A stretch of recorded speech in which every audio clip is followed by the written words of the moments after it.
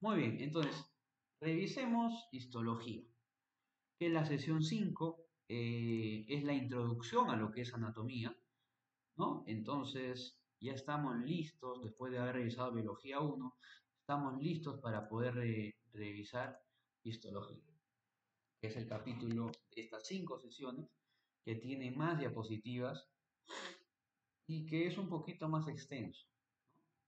Entonces, vayamos viendo por acá. Bueno, cuando nosotros hablamos acerca de la histología, debemos recordar que es la ciencia que estudia los tejidos, ¿no? Tanto tejidos animales y tanto tejidos, en este caso, que pueden ser de vegetales. Nosotros lo vamos a estudiar ambos, tejidos animales y tejidos vegetales.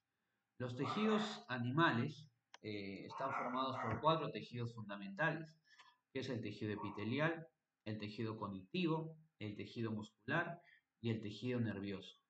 Y se estudian justamente en este orden porque se debe a su grado de evolución y su grado de diferenciación.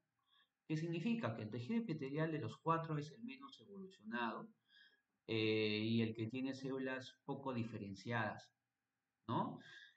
Vamos a observar que el último tejido que vamos a estudiar es el tejido nervioso y es el más especializado y en el que las células están mucho mejor diferenciadas, ¿no? Se adquieren un grado de especialización tremendo. Entonces, iniciemos con el primer tejido epitelial.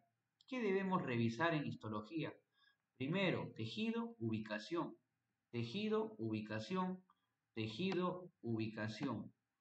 ¿De dónde deriva ese tejido que estamos estudiando, ese tejido fundamental? ¿De qué capas deriva? ¿No? Características de su matriz y de las células. ¿Cuál es la célula principal de ese tejido? ¿Cuál es la célula joven? ¿Cuál es la célula que se encarga en este caso de sintetizar la matriz extracelular? Eso debemos revisar en cada uno de los tejidos que veamos el día de hoy. Entonces, veamos por aquí lo que es el tejido epitelial. Bueno, el tejido epitelial es un tejido fundamental que deriva de las tres capas embrionarias. Único tejido de los cuatro que hemos mencionado que deriva de las tres capas embrionarias, que es el ectodermo, el mesodermo y el endodermo. Estas tres capas embrionarias, chicos, son los que se forman en la tercera semana en el proceso de gastrulación, cuando justamente este cigoto ya evolucionado en la semana 3 pasa de ser un disco bilaminar de dos láminas a un disco trilaminar que tiene tres capas, ectodermo, mesodermo y endodermo. Entonces, este tejido epitelial deriva de las tres capas embrionarias y presenta células indiferenciadas. Se caracterizan por poseer nula o escasa sustancia intercelular.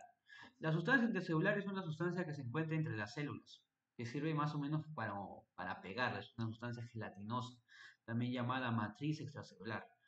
Y bueno, esta nula o escasa sustancia intercelular permite justamente una gran cohesión molecular, o también llamada adhesión molecular, o sea que las células estén bien pegadas unas con otras, ¿no? Es un tejido vascular, lo que nos da conocimiento de que carece de vasos sanguíneos, carece de irrigación sanguínea, carece de drenaje sanguíneo. No nos confundamos que cuando veamos aparato cardiovascular, vamos a ver que la irrigación lo hacen las arterias, el drenaje lo hace la linfa y el drenaje lo puede hacer también las venas. Entonces, es un tejido vascular porque no tiene, en este caso, irrigación por arterias ni drenaje por venas o lo que es en este caso el tejido linfático. Tejido avascular.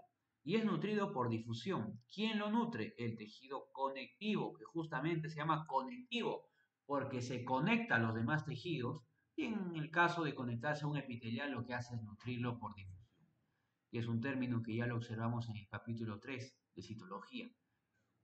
Y es un tejido que está inervado, ¿no? Tiene bastante inervación a nivel de la piel, justamente con las famosas terminaciones libres. Bueno, las células superficiales se exfolian mientras las células basales se regeneran por mitosis. ¿Qué significa? Que las células que están más hacia la parte superior, supongamos que yo tengo un tejido epitelial de varias capas, una, dos, tres capas, Significa que el que está hacia la parte superior se exfolia, o sea que durante un tiempo se elimina, como pasa en la piel, ¿no? La exfoliación. Las células muertas o degeneradas se eliminan. Pero ¿quiénes van a reemplazarlas? Las que vienen después y las que vienen después y las que están en la parte basal y así va subiendo, ¿no? Van subiendo. Entonces las células basales, chicos, se regeneran por mitosis, ¿no? Hacen mitosis. Las células epiteliales, chicos, son polares, ya que tienen una polaridad.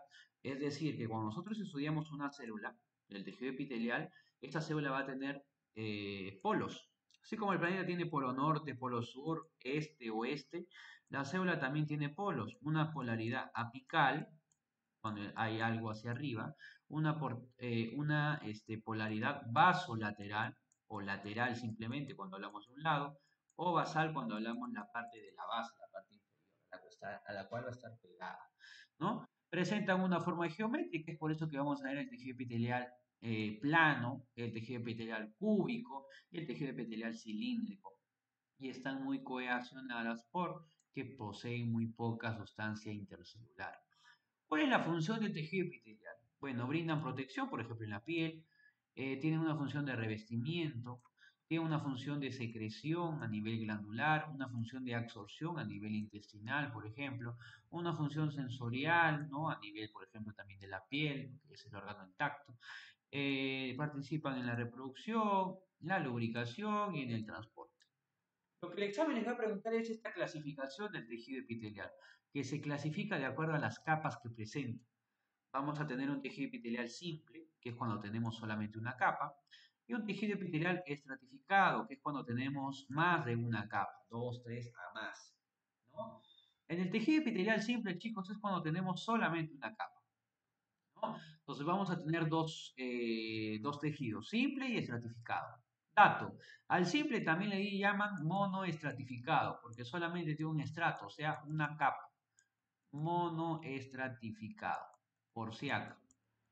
Y al estratificado también le llaman, antes le llamaban poliestratificado, que tiene varias capas. Poliestratificado.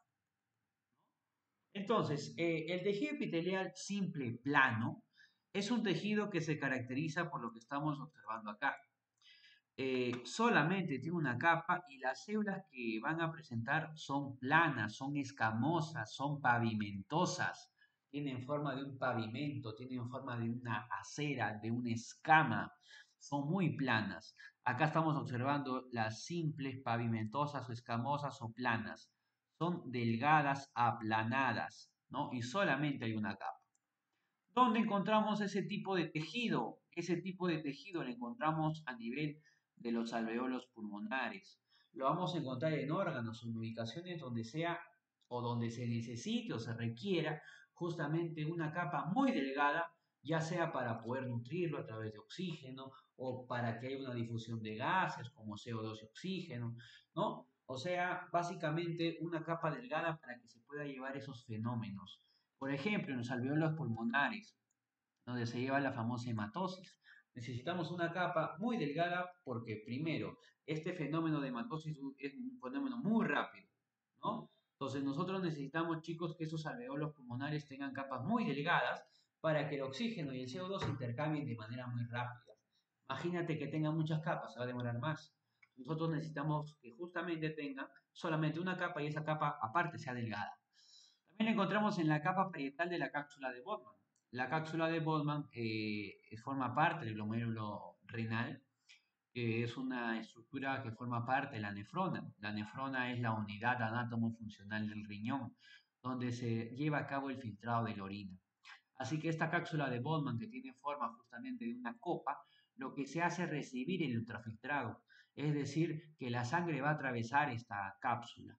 Y para que pueda atravesar esta cápsula, esa sangre que está depurada, que va a estar con excreciones, necesitamos que lo haga de manera rápida, pues, ¿no? Porque si tiene muchas capas se demora más y el ultrafiltrado debe ser rápido. Entonces, esa capa parietal de la cápsula de Bowman tiene también tejido epitelial simple plano. El asa descendente de Henle. El asa de Henle es otra estructura que se encuentra a nivel de lo que es la nefrona y tiene dos porciones, una porción descendente y una porción ascendente. La porción descendente, chicos, es una porción delgada, está formado por tejido epitelial simple plano. Y como tiene tejido epitelial simple plano, al ser muy delgada, permite la absorción de lo que es algunos iones como el sodio, el potasio, e incluso el agua, ¿no?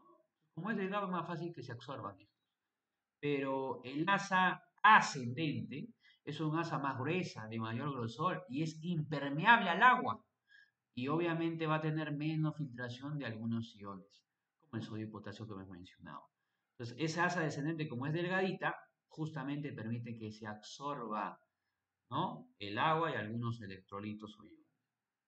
En el caso de la cara interna del tímpano, también, chicos, debe tener una estructura simple plano, igual que lo que viene a ser el endotelio y mesotelio, que ustedes lo van a trabajar como serosas. Las serosas vienen a presentar justamente túnicas que van a ser de tejido epitelial simple plano. Una es el endotelio y otra es el mesotelio, que recubren serosas y mucosas. Toda estructura que recubre algún tipo de serosa o mucosa presente tejido epitelial simple plano, ya sean arterias, ya sean venas, etcétera, van a tener que presentar tejido epitelial simple plano. Entonces ahí tenemos al tejido epitelial simple plano. Vamos al tejido epitelial simple cúbico. El tejido epitelial simple cúbico se caracteriza, chicos, porque este puede presentar algunas microbiosidades o algunos cilios. Tiene la forma geométrica justamente de un cubo, tiene 6 lados, ¿no? Forma poliédrica, como estamos observando acá, solamente está formado por una capa. Tiene 6 caras, forma de cubo, y también lo podemos encontrar acá, ¿no? Revistiendo algún tipo de estructura más o menos circular, ¿no? Entonces, ¿dónde lo encontramos? En el ovario. En el ovario es muy común encontrar este tipo de epitelio simple cúbico, ¿no? Entonces lo vamos a encontrar a nivel del ovario. También lo vamos a encontrar, chicos, lo que viene a ser a nivel del túbulo contorneo proximal. En realidad en los dos túbulos, tanto túbulo contorneo proximal y túbulo contorneo distal. ¿Qué es eso? Son estructuras que están a nivel de la nefrona, que es la unidad anatomofuncional del riñón. Lo vamos a estudiar mejor en aparato excretor. Esa nefrona tiene dos túbulos. El túbulo que está más cerca al inicio de la nefrona se denomina túbulo contorneo proximal y el que está más lejos se le dice túbulo contorneo distal. El túbulo contorneo proximal es un epitelio simple cúbico, presenta microvellosidades y el túbulo contorneo distal, chicos, en cambio, va a carecer de estas microvellosidades. El túbulo contorneo proximal a este tipo de tejido, pueden agregarle, se le denomina como borde en cepillo. Borde en cepillo porque justamente las células en la parte apical, en la parte superior, en el polo superior, presentan microvellosidades. Y una microvellosidad, cada vez que leas, la función que cumple es aumentar el área de absorción. No absorbe, eso lo hace la célula. Aumenta el área de absorción hasta 20 veces más. Eso hace una microvellosidad, ¿no? Y presenta, por ejemplo, microvellosidades, el túbulo contorneo proximal, chicos, que tiene tejido epitelial simple cúbico con microvellosidades, ¿no? También lo encontramos a nivel del túbulo contorneo distal, que es la última porción. Profe, ¿y ese túbulo contorneo proximal, si tiene microvellosidades, qué absorbe? Agua, glucosa, aminoácidos, etc. El túbulo contorneo distal, ahí va a actuar una hormona, ¿no? Que es la hormona aldosterona. También tenemos presente el tejido epitelial simple cúbico en los tubos colectores de primer orden. Así que memoricen. ¿Qué estructuras tiene el tejido epitelial simple cúbico? El ovario, los túbulos contorneo proximal, contorneo distal y los túbulos colectores de primer orden. También la red de testis a nivel del aparato reproductor masculino. El folículo tiroideo, también está muy preguntado, que tiene microvellosidades. Esas estructuras que tienen algo más, como microvellosidades o cilios, deben memorizarlas porque ha venido un examen. El folículo tiroideo también, chicos, presenta microvellosidades, ¿no? Recordemos que la glándula tiroides forma parte de lo que es la síntesis de lo que es las hormonas T3 y T4, la triiotironina y la tetraiotironinotiroxina, que presentaban también al bioelemento del yodo para su síntesis, ¿no? También encontramos el tejido epitelial simple cúbico en la cápsula del cristalino, que justamente es una estructura que está a nivel ocular, que sirve para la acomodación de la vista, lejana y próxima, cercana, ¿no? Y también tenemos este tejido epitelial simple cúbico en los bronquiolos, que se caracterizan, chicos, por presentar cilios. Bueno, en realidad el tejido respiratorio, cuando ustedes van a ver las vías respiratorias, normalmente tienen otro tipo de tejido, que lo vamos a ver casi al final, ¿no? De este tejido epitelial. Tienen otra variación de tejido, pero siempre están presentes algún tipo, en este caso, de cilio, porque el cilio justamente su función que realiza es barrer algo, no barre algo. Aparte de barrer algo, estos cilios lo que hacen también es, en pocas palabras, barrer aire, barrer polvo, o movilizar o transportar algún tipo de ovocito, por ejemplo. Eso forma también parte de la reproducción, ¿no? Porque cuando lo vamos a encontrar ese tipo de cilios, bueno, a nivel, por ejemplo, de las trompas de falopio, que tienen cilios, ayudan justamente a que una vez el cigoto ya se formó, ayuda también a movilizarlo, ¿no? Y luego se transforma en blastocisto y este blastocisto debería implantarse a nivel del endometrio. Pero si no hay cilios o los cilios no se pueden movilizar, que lo observamos también nosotros en el capítulo 3 de citología cuando vimos a la dineína, que era una proteína motora, y esta dineína no podía movilizarse y causaba el famoso síndrome de Cartagena en los varones, ¿no? Porque impedía la movilidad de los flagelos de los espermatozoides, también podría imposibilitar la movilidad de los cilios, ¿no? Causando una discinesia ciliar y causando también esterilidad en las mujeres. Entonces, los cilios, chicos, se utilizan también para barrer y también para transportar. Entonces, en el caso de los bronquiolos que están a nivel respiratorio, su función es transportar aire, ¿no? Transportar el aire, barrer el moco también, ¿no? Así tenemos los bronquiolos. Tejido epitelial simple, cúbico. Vayamos al tejido epitelial simple cilíndrico. Ese también llamado tejido epitelial simple columnar, ¿no? O también llamado en este caso tejido epitelial simple prismático, es otro nombre que se le da.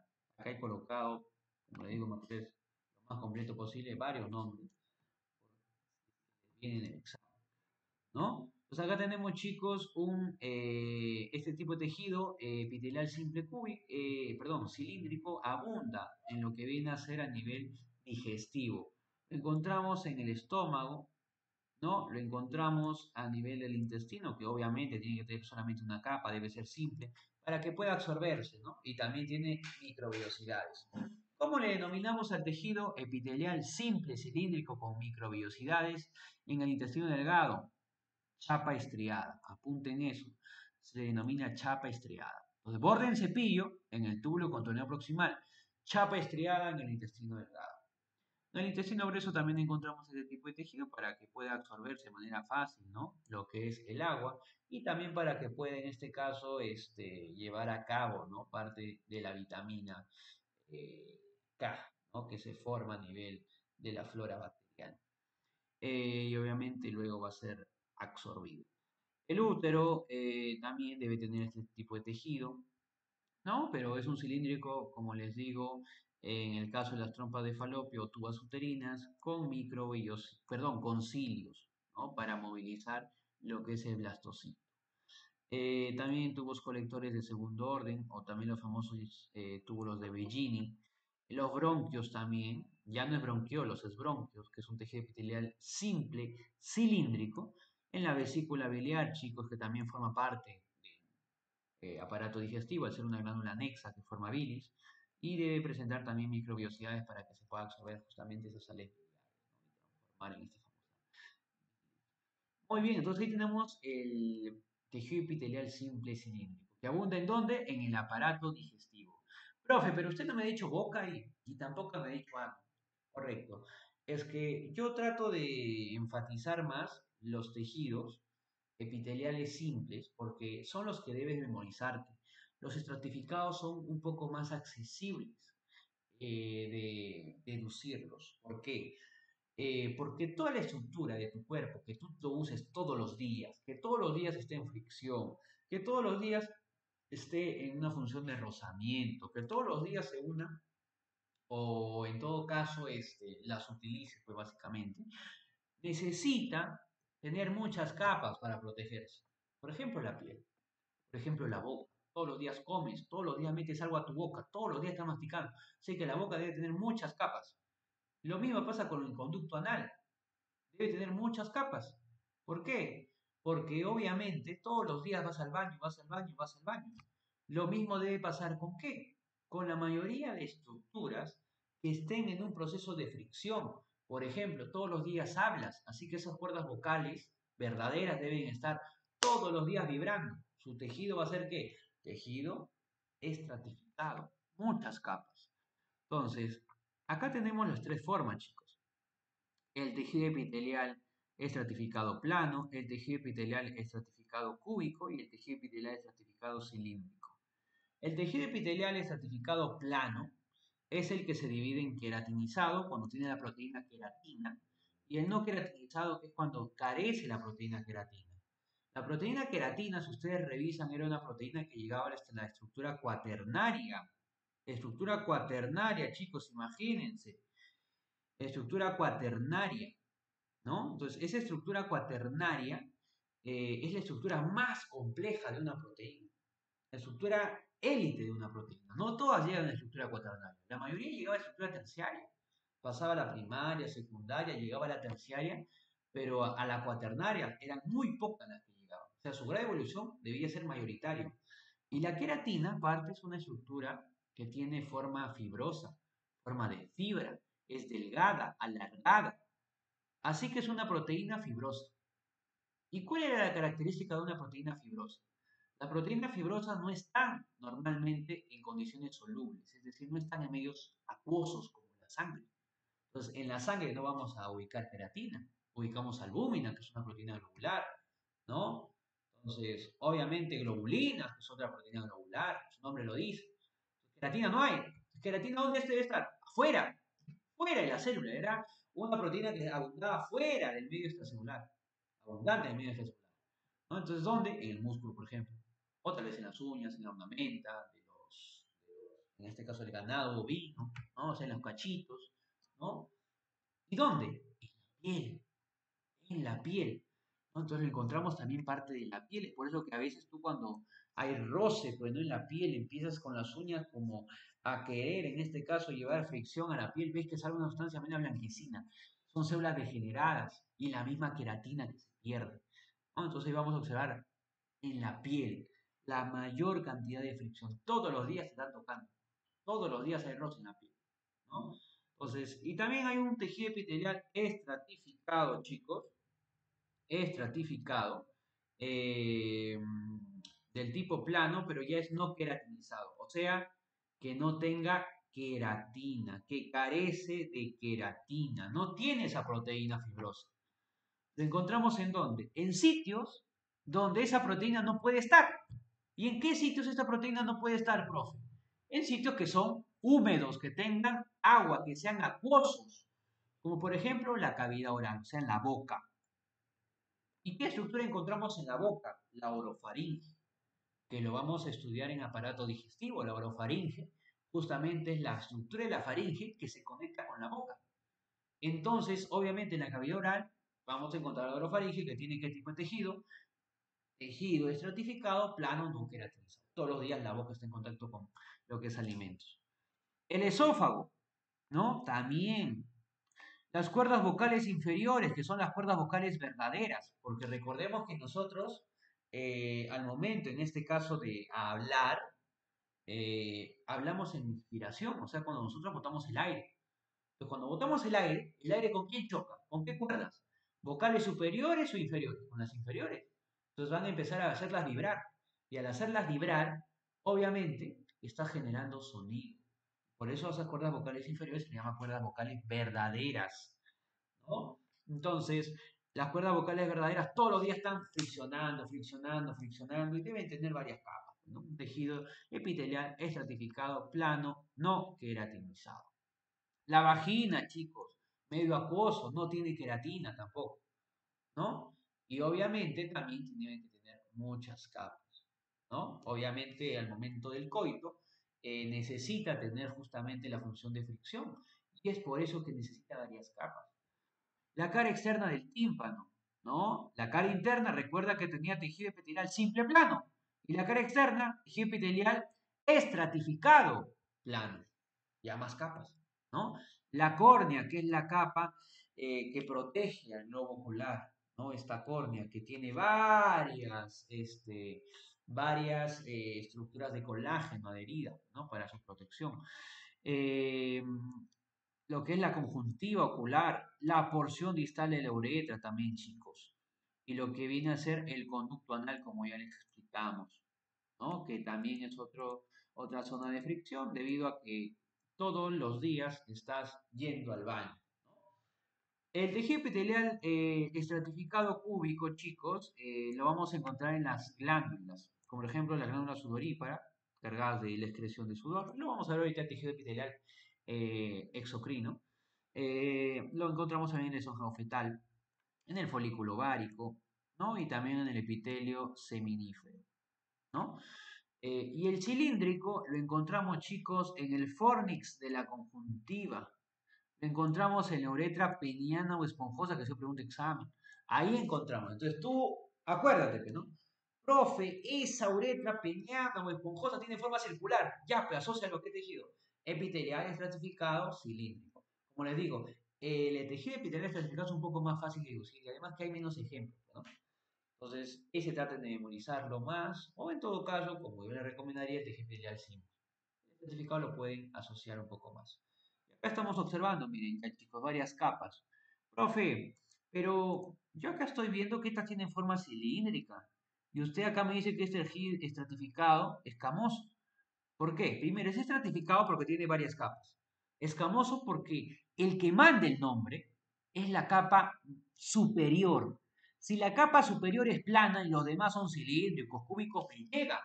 El tejido es estratificado plano, escamoso, pavimentoso. Porque arriba, el que está arribita es plano. Si el que está arribita fuera cúbico, y hay muchas capas abajo que son cilíndricas, el tejido se llama estratificado cúbico, ¿no? La que manda es la que está arriba. Esto y acá lo podemos sacar, miren, de algunos libros de histología, ¿no? Que están muy bien ahí diseñados, de pavimentosos, porque las de arriba son planitas, mira, chiquititas, ¿no? El estratificado de, bueno, esto lo vamos a ver ahorita, que es un tejido especial, ¿no? Entonces ahí tenemos algunos tejidos. Y accesoriamente hemos agregado algunas láminas histológicas. Entonces, lo que yo quiero que vean, claro que pero ustedes no ven tanto esto, pero lo que yo quiero que vean, estos son esquemas, como yo les digo. Acá hay algunos que tratan de emplear el material, eh, encaminarlo a otro lado, ¿no? Ustedes están en pre todavía. En pre se trabaja de una manera diferente al universitario, ¿no? Entonces, lo que yo, cuando hago un material teórico, si es un material más que todo para pre, trato de ponerlo con palabras como para pre, como para que lo entiendan, pues, ¿no? No le voy a poner ahí algunos gráficos que obviamente no van a entender. Entonces, lo que yo he puesto acá es primero un esquema bastante simple, un esquema un poquito ya más apegado a lo que es el esquema histológico. Y acá, como es la histología tal cual. Entonces, la histología tal cual es, por ejemplo, acá ustedes están viendo puntitos negros, ya, puntitos negros. Esos puntitos negros, chicos, son células. Una, yo veo que acá hay una, acá hay otra. Pero ven una nada más, una capa. ¿Qué tejido sería? Simple. Profe, si yo veo acá hay varias capas, una, dos, tres, cuatro, cinco, seis, siete, ocho, pucha, hay varias, una detrás de otra. Ya no es como acá, como el esquema que vimos en pre, sino que hay muchas. Tejido, ya sería un tejido estratificado, estratificado, ¿no? Entonces, lo que vamos a ver ahora es un tejido especial, chicos. Ustedes, especiales. Hay dos tejidos epiteliales especiales o variados o variaciones, que son el tejido epitelial pseudoestratificado y el tejido epitelial polimorfo o de transición. ¿Listo?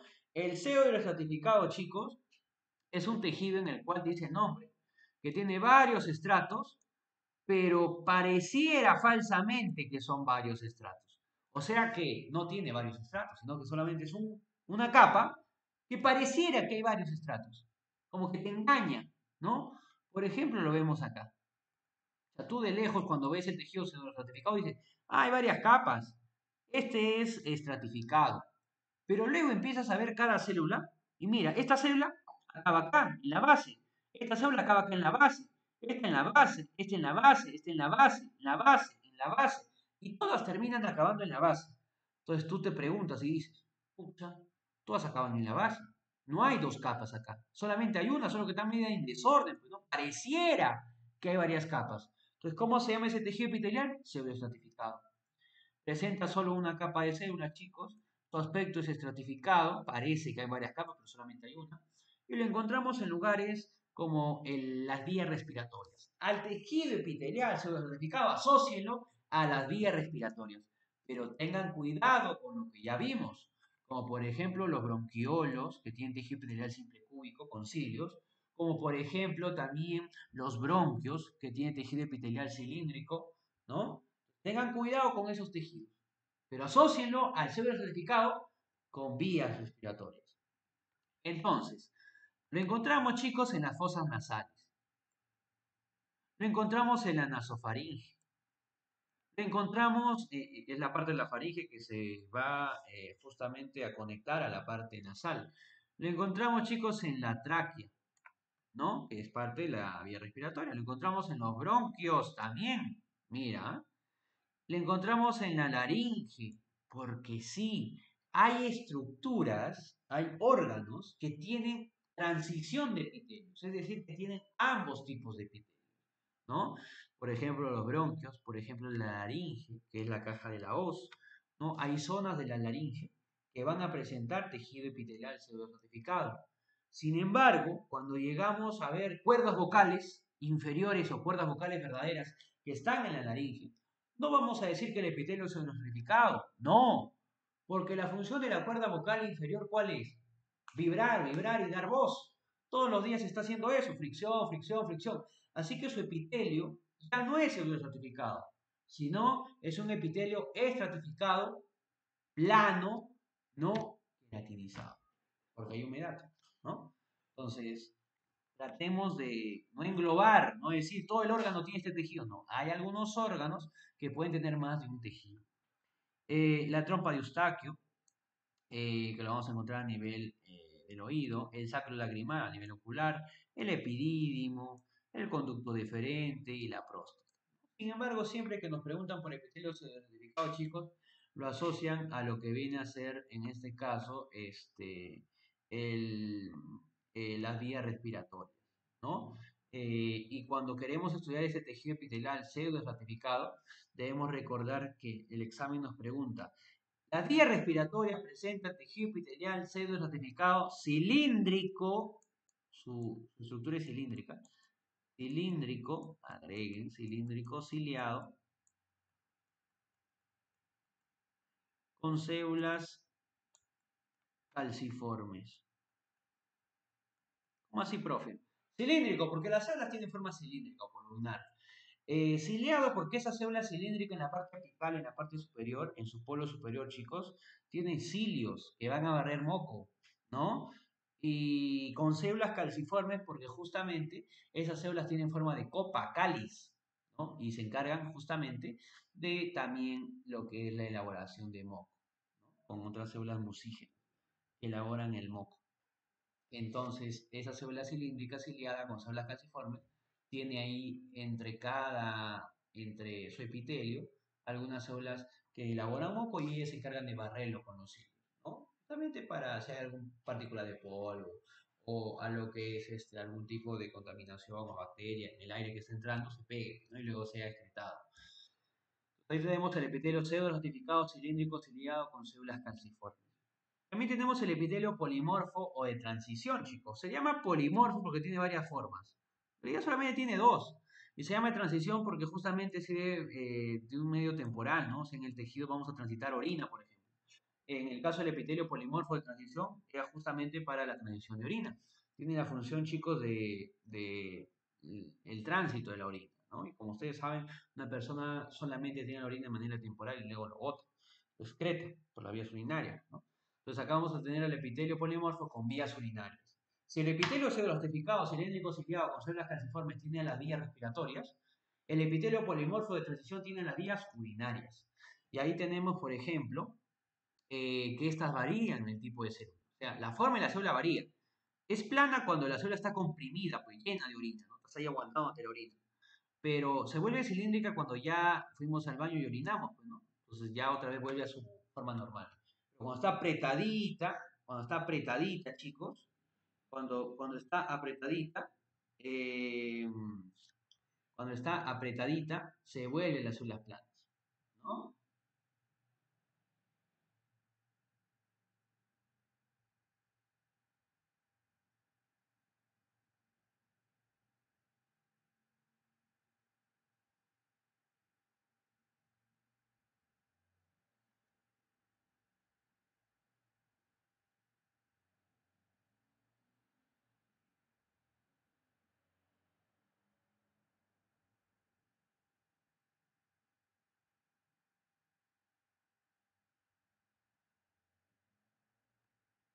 Muy bien. Y el epitelio polimorfo de transición, chicos, presenta cálices menores, cálices mayores, pelvis renal, uréteres, vejiga y uretra, que son parte de las vías urinarias. Lo malo de histología es que lo agarramos antes de anatomía y por eso algunos chicos vuelan, ¿no? Dicen, ¿qué es esto de folículo tiroideo? ¿Qué es esto de cálices menores, mayores? Correcto, esto ya se lleva después que es en anatomía, ¿no? Sería un poco mejor si tal vez el curso de histología, perdón, el tema, lo trabajamos como tema, se llevara después de anatomía, ¿no? Ahí ya sería un poquito más fácil de entender. Sin embargo, histología es introducción a la anatomía. Entonces, cálices menores justamente van a formar parte de las vías urinarias, o también llamadas papilas menores. Estas forman en las cálices mayores. Luego la pelvis renal, que tiene forma de embudo. Luego los uréteres, chicos, ¿no? Y luego la vejiga y luego la uretra. Los uréteres, la vejiga y la uretra. Esas son las vías urinarias que tienen este tipo de epitelio. Cuando están con orinas, obviamente hablamos más que todo de la vejiga, pues, ¿no? Cuando decimos está con orina, porque la vejiga es la que se encarga de reposar, de tener, ¿no? Almacenar lo que es la orina. Entonces, las células de esta vejiga van a ser planas o van a ser cilíndricas, el medio transicional, de acuerdo a la orina. Y bueno, lo tenemos acá el esquema, ¿no? Eh, Ahí están las famosas células de Duguet o células en este caso de Umbrella, ¿no? Que son las células en forma de paraguas, ¿no?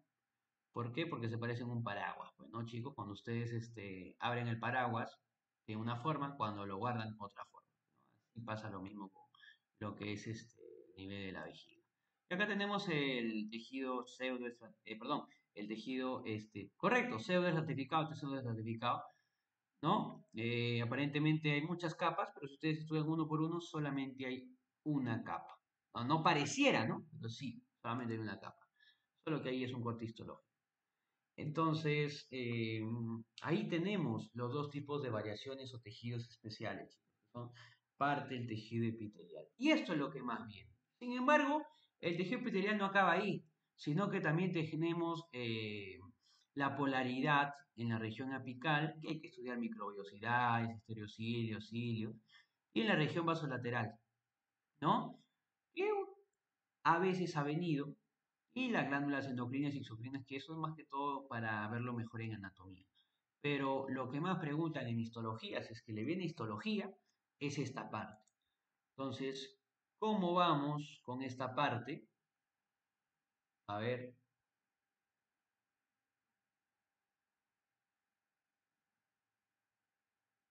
es la primera diapositiva, confirmen.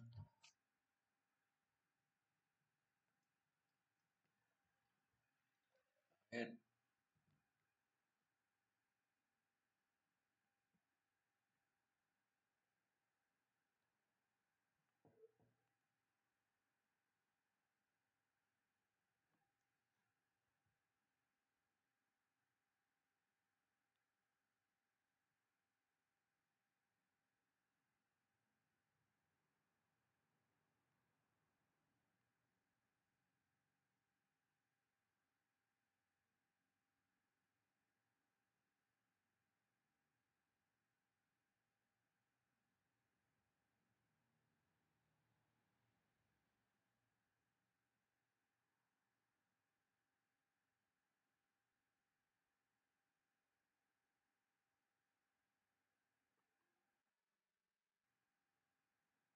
Muy bien, vayamos viendo entonces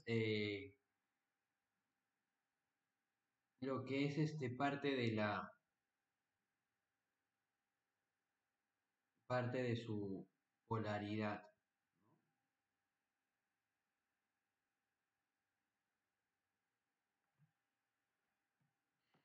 Muy bien, veamos por acá.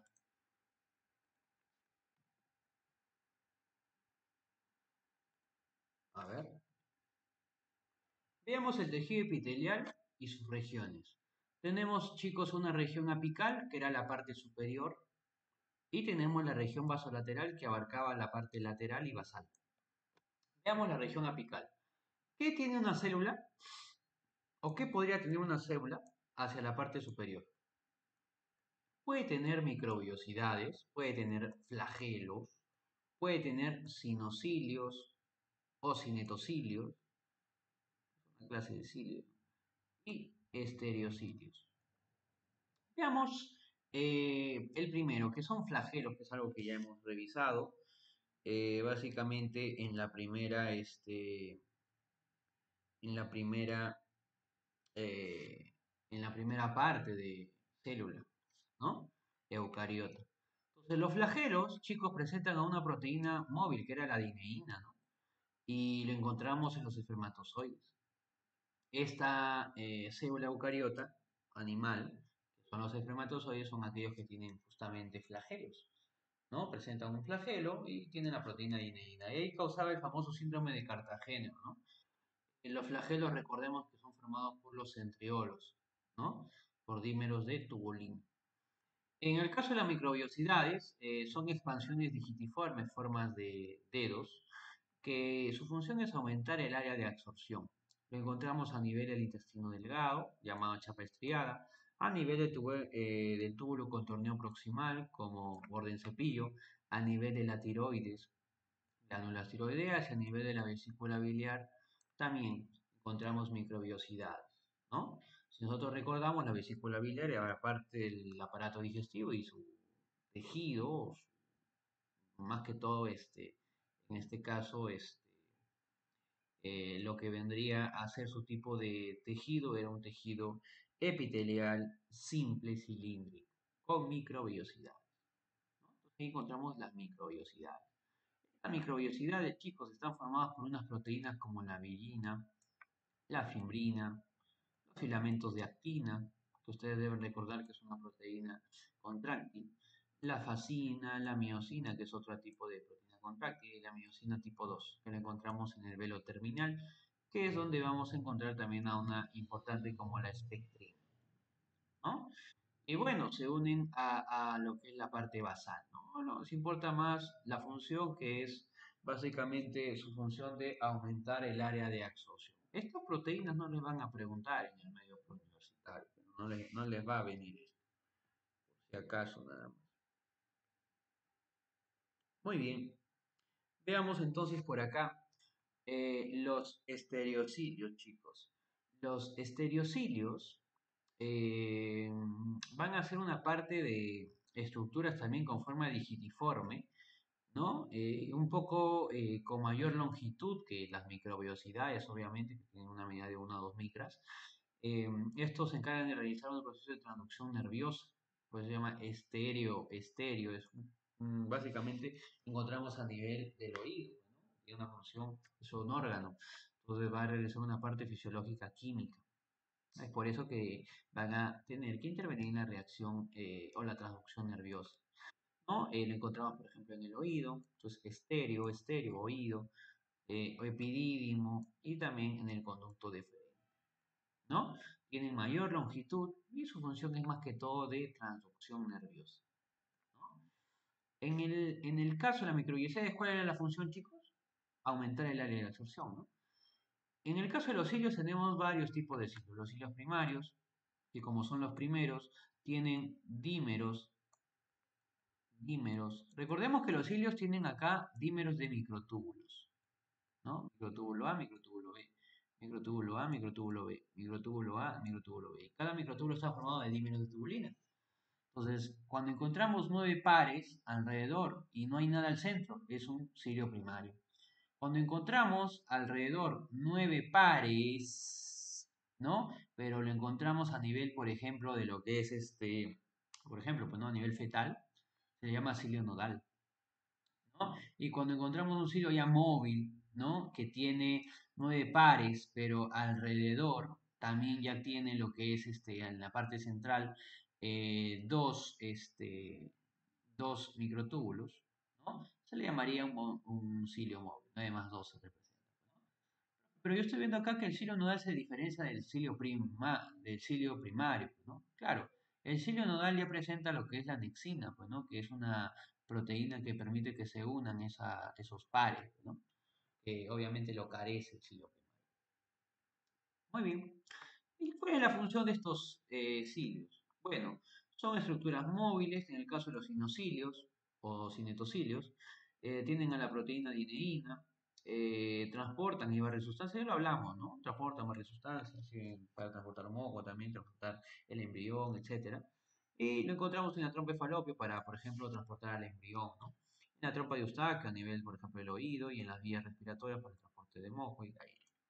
Entonces ahí lo vamos a encontrar, chicos, a este tipo, a este tipo de lo que es estructuras que se encuentran en la región apical, pues, ¿no?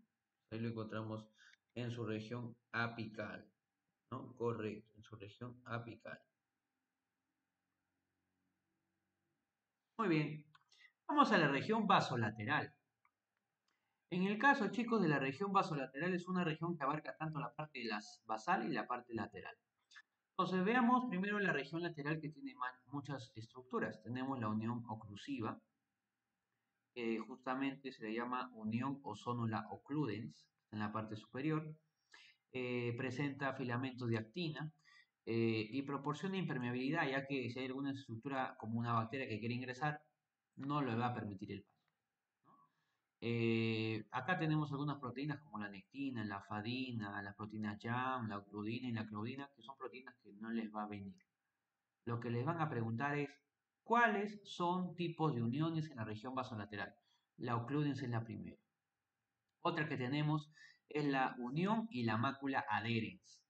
La unión y mácula adherens diferencia. En la unión, chicos, adherens es justamente una unión que se da por filamentos de actina, ¿no? Y otras proteínas, ¿no? Pero generalmente es por filamentos de actina, es una unión básicamente que permite conectar a la célula con la otra célula, pero no es una unión eh, tan compacta como lo es la mácula adherens, porque la mácula adherens ya agarra otra estructura del citoesqueleto que es más gruesa. Ustedes recuerdan que la estructura más gruesa del citoesqueleto son los filamentos intermedios, son las de mayor grosor. Entonces, la mácula adherens ya está formada por la unión de filamentos intermedios de una célula con los de otra célula. A esto en el tejido epitelial se le llama desmosomas y es desmosomas la parte o pieza fundamental de que una célula está tan pegada a la otra y que no haya sustancia intercelular, ¿no? Ahí tenemos alimentina, dismina, citoperatina y cadenina. Pero como les digo, eso ustedes no le van a preguntar, sino cuál es la estructura o función. En el caso de las uniones GAP o proteínas, ¿no? Formadoras de canales, tenemos a las conexinas, chicos, que forman, son proteínas pequeñas que forman un conexón, que es como un tubo que permite el intercambio de sustancias de una célula a la otra, ¿no? Conecta justamente nutrientes de esta célula y lo manda a la otra célula que tal vez carece de nutrientes, ¿no? Eso es lo que hace. Es una estructura que sirve básicamente, como dice su nombre, para conectar, conexón. Y las uniones de anclaje basal, como son básicamente la región basal que tenemos acá, tenemos ahí el esmidesmosoma. ¿Qué hace esta estructura? Va a fijar los filamentos intermedios de la célula que estamos viendo, pero los fija con lo que viene a ser proteínas de anclaje hacia la matriz extracelular. Recordemos que la matriz extracelular, chicos, no es una célula, así que como no es una célula, no tiene que filamentos intermedios. Se le llama hemidesmosoma porque es la mitad de un desmosoma. ¿El desmosoma qué era? La unión de filamentos intermedios de una célula con la unión de filamentos intermedios de otra célula. ¿Y qué es el hemidesmosoma? La unión solamente de filamentos intermedios de una célula con la matriz extracelular. ¿Por qué la matriz extracelular no tiene filamentos intermedios? Porque no es una célula. Correcto, y no tiene citoesqueleto. Muy bien, y acá encontramos los nexos o los conexones. Son huequitos que permiten la unión de célula con célula y justamente por ahí se envían nutrientes. Muy bien, ahí tenemos entonces lo que vienen a ser tanto la región apical y vasolateral de células epiteliales. Vayamos ahora a la parte un poquito más accesible, que es el tejido epitelial glandular, ¿no? Entonces revisemos ese tejido, chicos, epitelial glandular.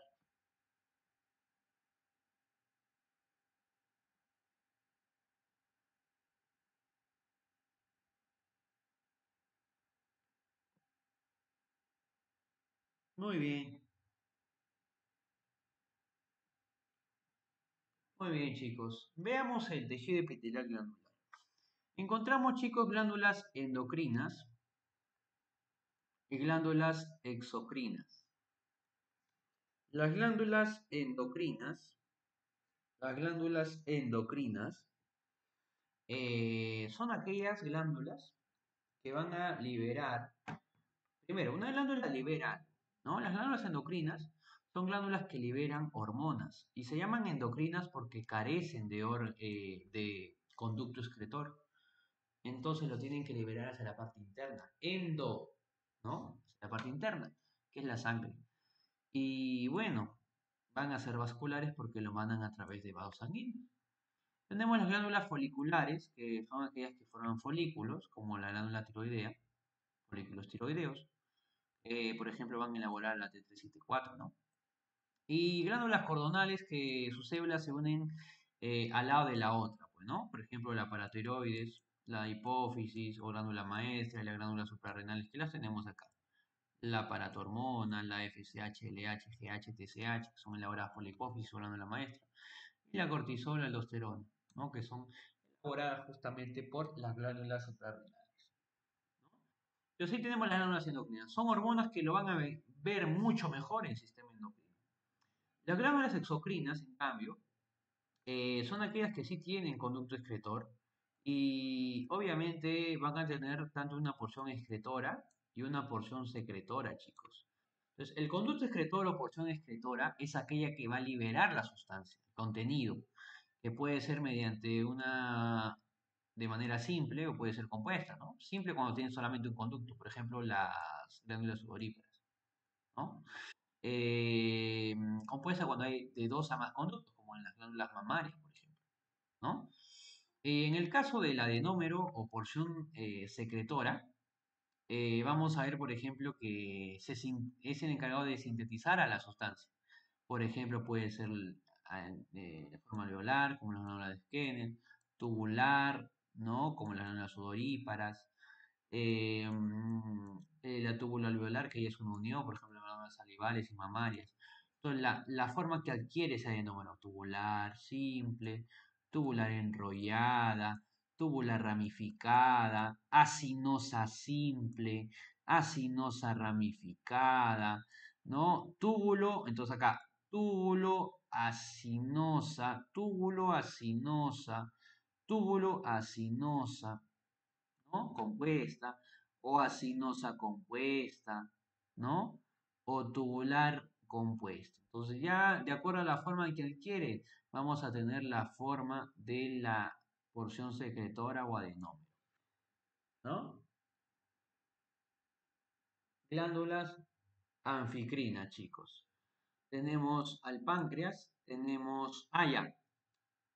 Antes de entrar en glándulas anficrinas, hay que seguir observando por acá las glándulas exocrinas que según su naturaleza y secreción pueden elaborar contenido mucoso, como las glándulas de Skene, las de Bartolí, que lo van a observar en aparato reproductor femenino, Cooper, en reproductor masculino, y Brunner, ¿no?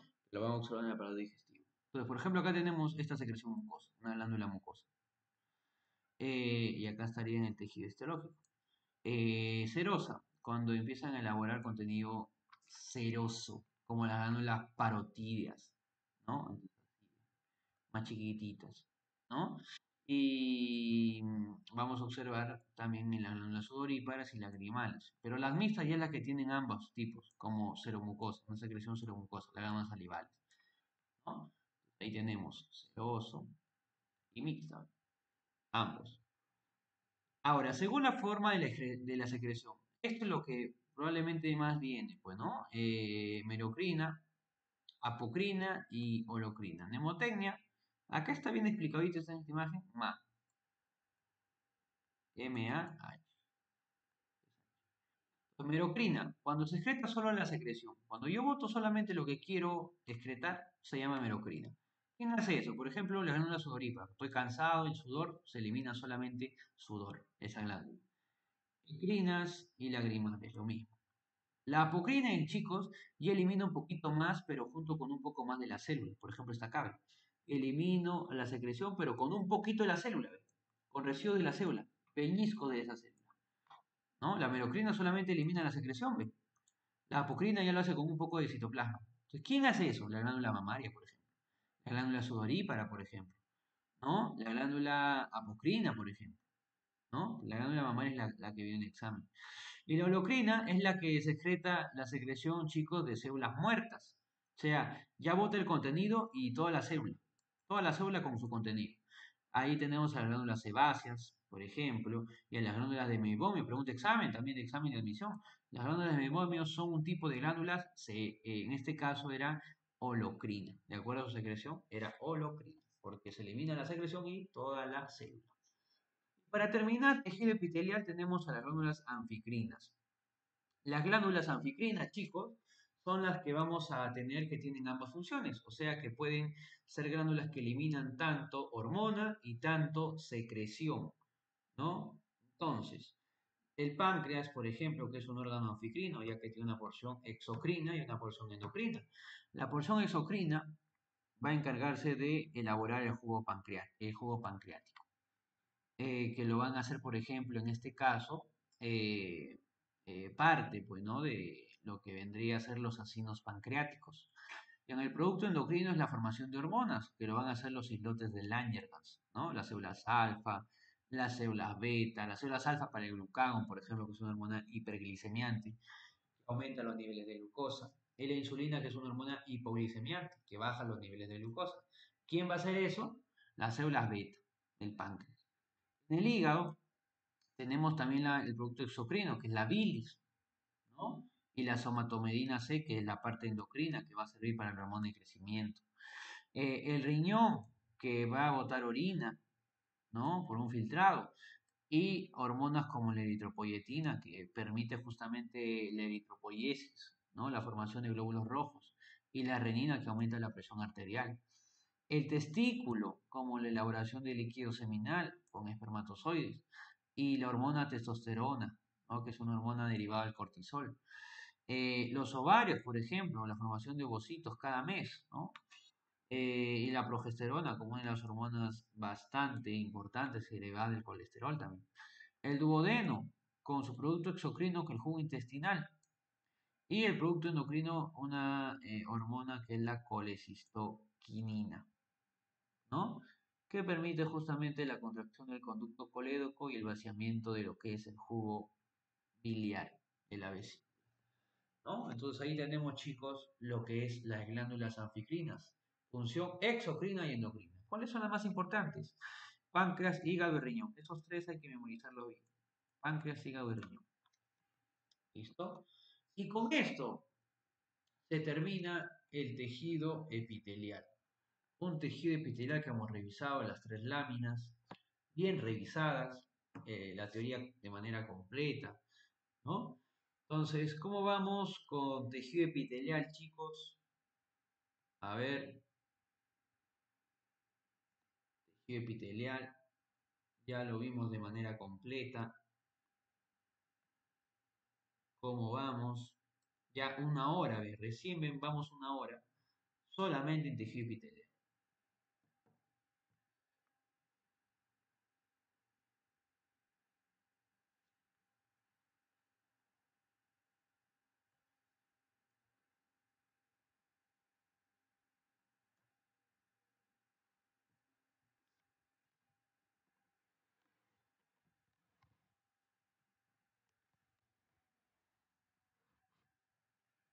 Muy bien, chicos, vamos bien entonces con tejido epitelial, ¿sí?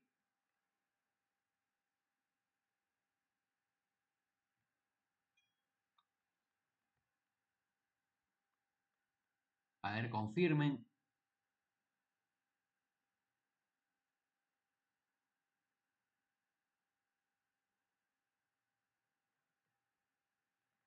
Veamos algunas preguntas de tejido epitelial.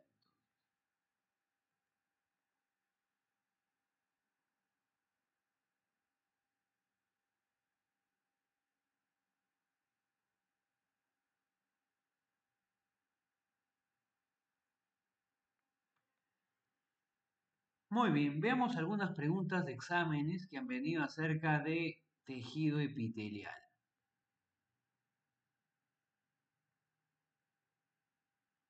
Como la 34.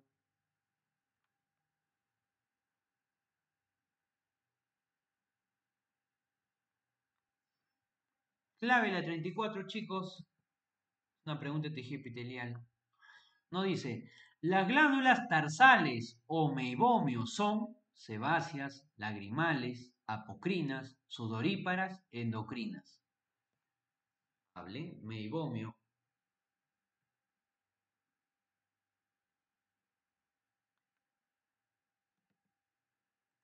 Tejido, esa pregunta es de tejido epitelial glandular.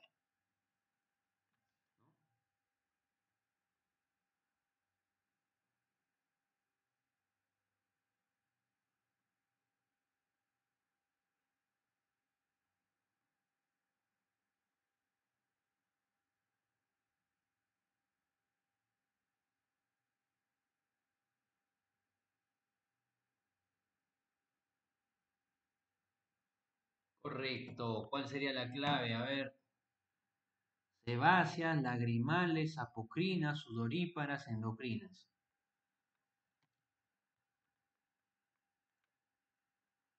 La cabe.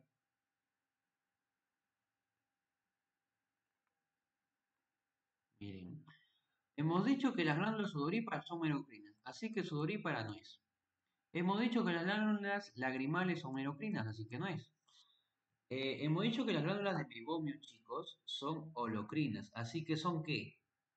¿Qué son? ¿Qué son? Sebáceas, pues. Todo está en lo que hemos trabajado, chicos. Vamos a dejar esa pregunta en blanco. Sebáceas. Todo está ahí.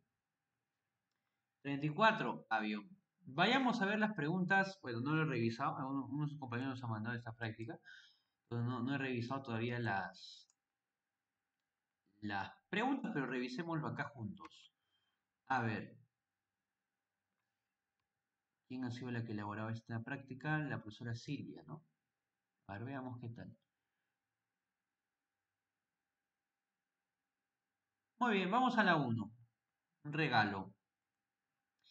Los organismos pluricelulares, ya sea vegetal o animal, presentan una organización compleja expresada en los niveles de organización, siendo el más sencillo el nivel químico, cuya asociación origina a nivel celular. Seguidamente, el conjunto de células da de igual forma o estructura y cumplen la misma función, nos va a resultar en el siguiente nivel, denominado tisular. No hay caso. Acá nos han puesto plantas, plantas, plantas, plantas. Vayamos a ver por acá. Tejido epitelial. El tejido epitelial se haya constituido por células poco diferenciadas y que se hayan compuesto y que hayan recubriendo la superficie corporal, cavidades orgánicas y conductos. De allí que hay estructuras anatómicas humanas que poseen epitelio poliestratificado, plano, no queratinizado, o sea que tienen muchas capas, tienen tejido plano pero no tienen queratina. Deben ser zonas húmedas o secas. ¿Cómo debe ser esa zona? ¿Húmeda o seca? Habla. Si tiene, perdón, no tiene queratina, debe ser una zona húmeda o una zona seca. Habla. Con eso ya hay clave. ¿Cuál es tu clave? Correcto. Entonces, la clave, ¿cuál sería? Uretra esponjosa, vejiga urinaria, cuerdas vocales inferiores. Correcto. mucosa vaginal, correcto. Y la uretra femenina. Chicos, ¿ustedes recuerdan que la uretra esponjosa le dije? Uretra peniana esponjosa asocial, cilíndrica, forma cilíndrica. La vejiga urinaria hemos dicho que tiene forma transicional, forma de transición, polimorfa. Uretra femenina, 3, 4 y 5. La B, en 12. La nefrona es una unidad anatómica y funcional del riñón, donde la capa parietal de la cápsula de Bodman, que para atravesar esa cápsula debe ser un epitelio muy delgado, y el túbulo contorneo proximal poseen respectivamente ¿qué epitelio? Esto de pseudoestratificado me lo quitas, y polimorfo también. La capa debe ser epitelio simple plano. Bacán, se acabó. Fin. Y el túbulo contorneo proximal, chicos, los túbulos, ¿qué tipo de tejido tenían? Más el túbulo contorneo proximal, que era llamado borde en cepillo. Simple cúbico con microvellosidades, clave casa, correcto. Ahí apunta, borde en cepillo. Muy bien. Bueno, esto es todavía. Esto también.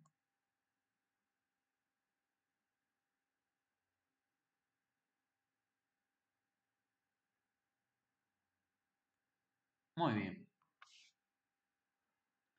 14. El aparato excretor humano se halla constituido por riñones y vías urinarias. Dentro de las vías urinarias en la mujer tenemos a los uréteres y la uretra. Dichas estructuras respectivamente presentan epitelio, uréteres y uretra, femeninos. Pero si son uréteres, chicos, ¿qué tipo de tejidos son? Polimorfo, cerrado, es un epitelio de transición de orina. Y la uretra femenina, ¿cómo era? Te lo he dicho acá, mira, uretra femenina, epitelio poliestratificado, plano no queratinizado. Y hasta acá, la clave C, clave casita. Muy bien, veamos por acá si hay otra.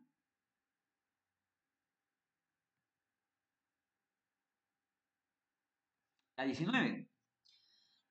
Todos los días ingerimos alimentos donde en la boca se forma el bolo alimenticio, en el estómago se forma el quimo y en el intestino delgado se forma el quilo, listo para la absorción. El epitelio del intestino delgado adaptada para la función de absorción se denomina, debe ser un epitelio simple plano, ¿no? Pero debería tener, ¿qué más? Microvellosidades, perdón, simple cilíndrico, porque es tubo digestivo, pero ¿qué más debe tener? Microvellosidades. ¿Cómo se llamaba esa forma? Chapa estriada, ¿no? Clave casita, simple cilíndrico con microvellosidades. Correcto, clave casa. A ver, otro que sea de epitelial. Me parece que no hay, ¿no? Ahí nos quedamos. Muy bien.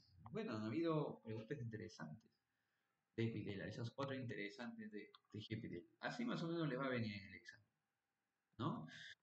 Así son más o menos las preguntas de eco de histología. Muy bien, chicos, preguntas con tejido epitelial.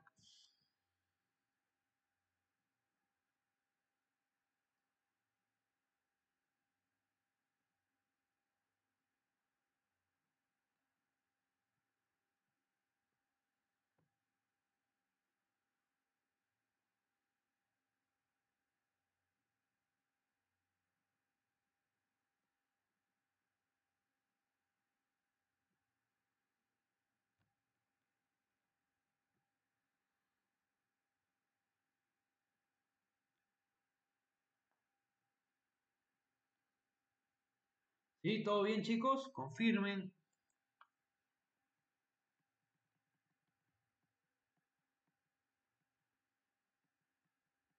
Para entrar al más extenso de los cuatro fundamentales. Es el tejido conectivo.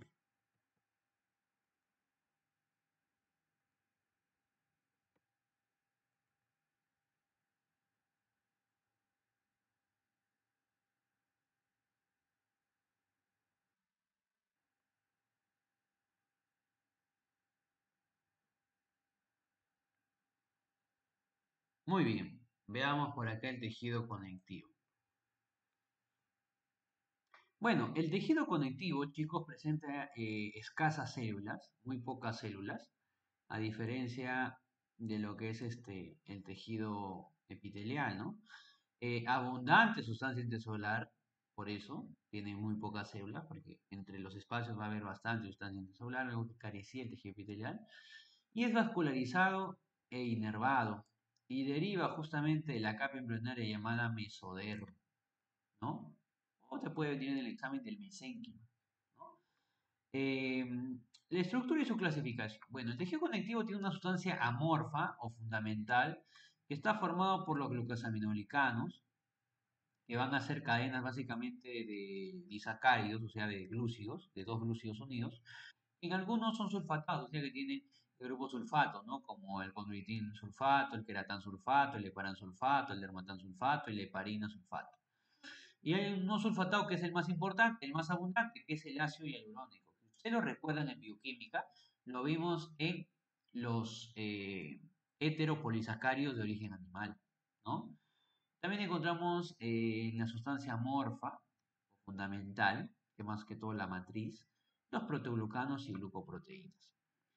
Ahora, en la sustancia forme encontramos fibras de colágeno, las fibras elásticas y las fibras reticulares. ¿Listo? Entonces tenemos la clasificación del tejido conectivo. Se divide en laxo, en denso y en especializado.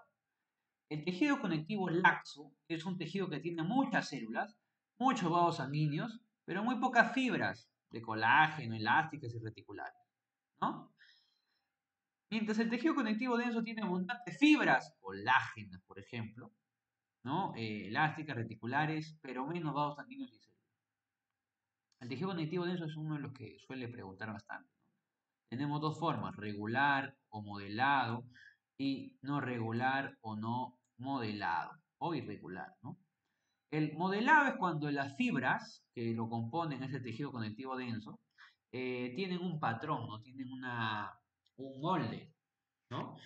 Tienen una, tienen una regularidad, ¿no? Son ordenaditas. Por ejemplo, en los tendones, que es básicamente la estructura del músculo que se une al hueso. En los ligamentos, las estructuras de tejido conectivo que se unen de hueso a hueso para formar algún tipo de articulación. Y la aponeurosis, que es una estructura que recubre a los músculos. En el caso del tejido conectivo denso, irregular o no modelado, son fibras de colágeno que no siguen un patrón, sino que están dispersas, están desordenadas. Tenemos ahí el periósteo, que es un tejido que nutre, chicos, a lo que viene a ser el tejido óseo. El pericondrio, que nutre el tejido cartilaginoso, y algunas cápsulas que están en algunos órganos. En el caso del tejido conectivo especializado, mnemotecnia, cosa. Mnemotecnia es cosa. Cosa. Cartilaginoso, óseo, sanguíneo y adiposo. Cosa. Cartilaginoso, óseo, sanguíneo y adiposo. ¿Listo? En realidad, especializados son cinco. También está el linfático, pero en PRE no lo estudiamos, al menos en la UNT. En otras universidades sí se estudia el linfático. Pero acá en PRE no lo estudiamos. Muy bien. Este tejido conectivo tiene una gran variedad de células, como hemos visto, pero abundante sustancia intracelular, ¿no? La gran variedad de células, chicos, se divide en células fijas y células libres, ¿no? Las células fijas tenemos ahí a las células madre o stem cell o células mesenquimales, a los fibroblastos, a los adipocitos y a los pericitos, por ejemplo. Y las células libres tenemos macrófagos, plasmocitos y mastocitos o células cebadas. Entonces, las células madre o stem cell o mesenquimales son células que tienen la forma más o menos de estrellada, pues, ¿no? Una forma estrellada, ¿no? O, como ven acá, una forma fusiforme, ¿no? Son encargadas de originar y formar a las demás células que con el transcurso del tiempo se van diferenciando. Entonces, una célula madre puede formar un fibroblasto. Bueno, en realidad primero formaría un fibrocito y luego formaría un fibroblasto, ¿no? Y son, en este caso, tipos como las células madre totipotenciales, que son el cigoto y la mórula, que formarían a todas las demás, ya que el cigoto tiene que formar a todas las demás células que van a formar justamente al recién nacido, y las pluripotenciales, que ya lo vemos en adultos. Entonces, esas son las células madre. Los fibroblastos, estas son las más importantes del tejido conectivo, porque son las encargadas de secretar y formar la sustancia intercelular. Entonces, ¿cómo yo diferencio un fibrocito y un fibroblasto?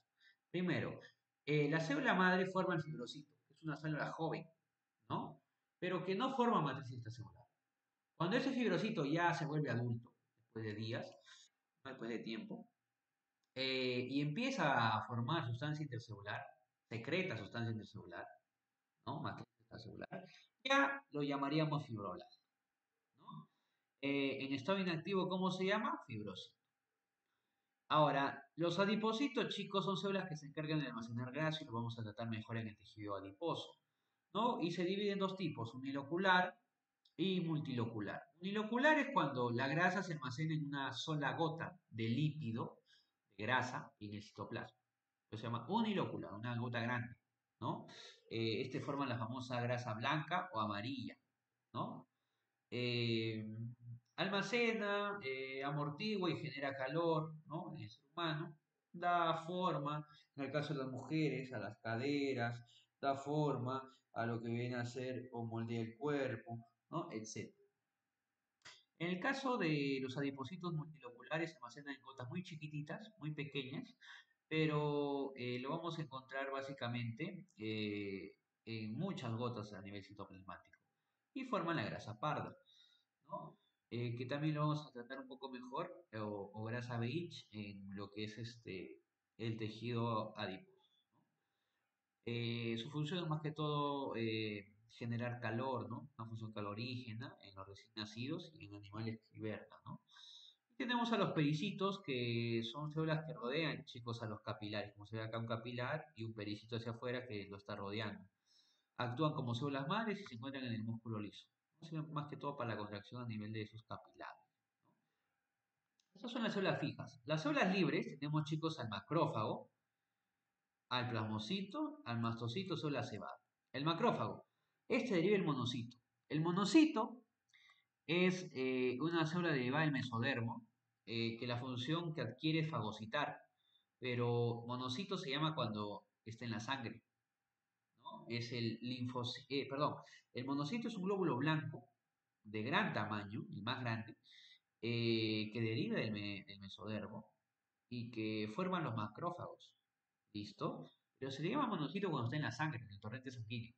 Cuando llega un órgano y ya se diferencia, ya se especializa, se llama macrófago. Entonces yo, por ejemplo, lo digo monocito, pero llega tal vez a la piel, se transforma en una célula de Langerhans, que ya es el macrófago. ¿De dónde? De la piel, ¿no? Y para poder fagocitar necesita algunas estructuras como tenían los protozoarios, los pseudópodos, ¿no? O la melipodios para que se pueda en este caso desplazar, ¿no? Movilizar, justamente. Y presentan también antígenos, ¿no? Al linfocito T. Son células presentadoras de antígenos también. En el caso de los macrófagos, chicos, tenemos acá varios, ¿no? Tenemos acá el macrófago que se encuentra, por ejemplo, en el hígado, la célula de Kupffer, el macrófago que se encuentra en los pulmones, llamado macrófago alveolar, o también le dicen lo que es las células en polvo, ¿no? Las células en polvo, eh, las células de polvo, ¿no? También llamados oneumocitos 3, algunos libros lo mencionan. Eh, en la placenta, ¿no? Tenemos la célula de Hofbauer, ¿no? Macrófago. En el caso de las cavidades serosas, los macrófagos pleurales y peritoneales. En el caso de los huesos, los osteoclastos. En el caso del sistema nervioso central, la microglia, ¿no? En el caso de la piel, la célula de Langerhans, ¿no? En el caso, chicos, bueno, en el último examen preguntaron acerca del macrófago del tejido conectivo, el histiocito. ¿Qué apuntan? Histiocito. ¿Qué es el histiocito? Preguntan. Macrófago. Histiocito. Tejido conectivo en general. Entonces ahí tenemos a macrófago. El plasmocito, chicos, son células estrelladas que... Ah, perdón. El plasmocito, bueno, acá está para editar, ahorita lo pongo. Está para editar esto. El plasmocito es una célula que tiene la función justamente, eh, más que todo de la respuesta de inmunidad humoral, ¿no? Igual que los linfocitos B tienen la respuesta de inmunidad humoral, ¿no? La función del mastocito célula cebada, que no deriva de lo que es no deriva de los basófilos. Algunos libros dicen que sí deriva. Secreta la histamina y la heparina, que son más que todo mediadores alérgicos. La histamina y la heparina, chicos, son gránulos que se encuentran dentro del mastocito célula cebada. Acá se puede observar bien, ¿ve? Acá tenemos el mastocito y adentro hay muchos gránulos basófilos, ¿no? O sea, gránulos básicos, gránulos que son alcalinos y son secretados justamente cuando el mastocito se empieza a desgranular, o sea, bota esos gránulos, se rompe, hace lisis y bota esos gránulos y causa lo que es el prurito, el escozor, el eritema, ¿no? El enrojecimiento, etc. Ahí tenemos, chicos, a este tipo de células libres, ¿no? Entonces, ahí tenemos generalidades del tejido conectivo. Lo que estudiamos a partir de ahora es tejido cartilaginoso, ¿no? Tejido cartilaginoso. Entonces ya tendríamos que ver los 4 tejidos especializados: cartilaginoso, óseo, sanguíneo y adiposo. Cartilaginoso, eh, óseo, sanguíneo y adiposo, ¿no? Que estaría acá. Y ese es el tejido conectivo, es bastante, como le dije, los más con generalidades de tejido conectivo. A ver, ¿cómo vamos?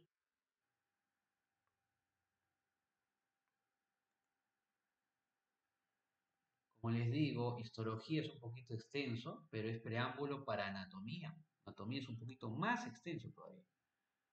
Más ese sistema nervioso.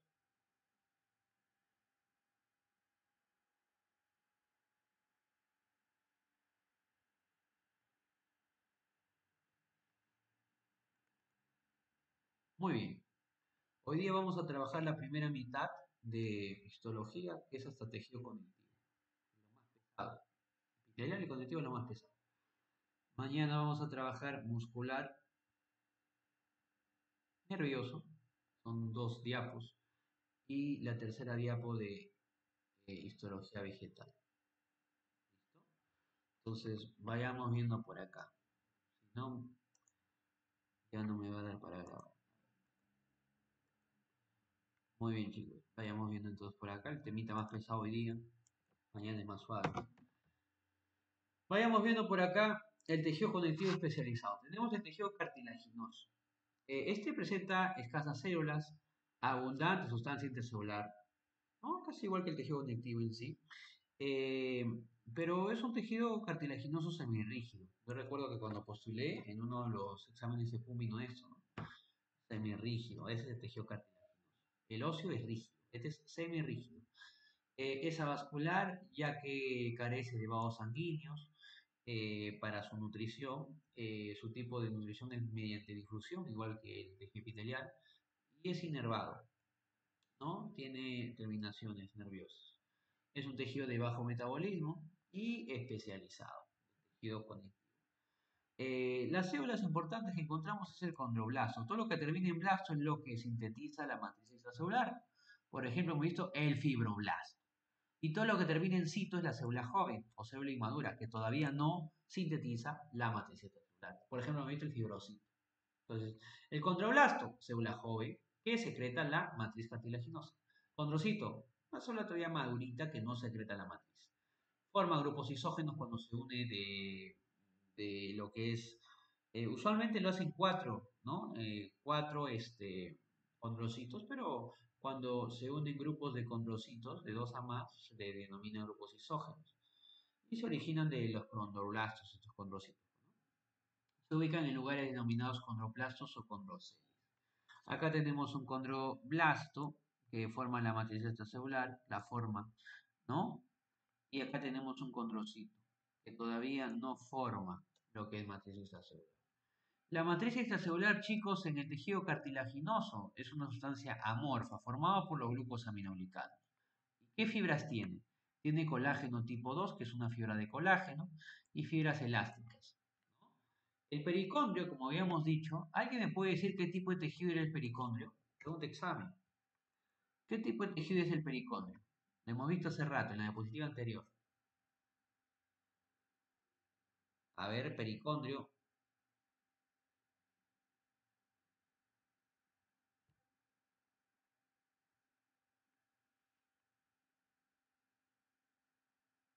El pericondrio, el periósteo. ¿Qué tipo de tejido tiene? Tejido conectivo, ¿qué tipo? Denso, ¿qué más? ¿Modelado o no modelado?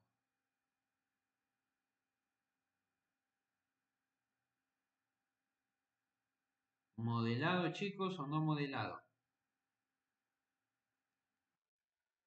Claro, tejido conectivo denso, no modelado o irregular, ¿no? Entonces ahí vamos a tenerlo al pericondrio. El pericondrio está alrededor del cartílago y su función es nutrir. Un tejido conectivo denso, ¿no? Regular que nutre, porque va a tener vasos sanguíneos, entonces nutre por difusión este tejido cartilaginoso.